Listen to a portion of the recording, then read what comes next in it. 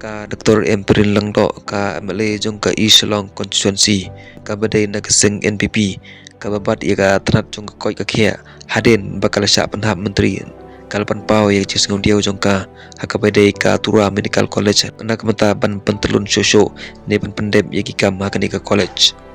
ka Dr. Emperin haden ka jing sya penhap menteri jong ka kalaong karala ban penklan ia ki PhD CSC haka jerla kumjo ia ki Asia hakaba ka yarap ban penben ia ki Asia nagamata ban phabet ia ka tulop jongki hak account jongki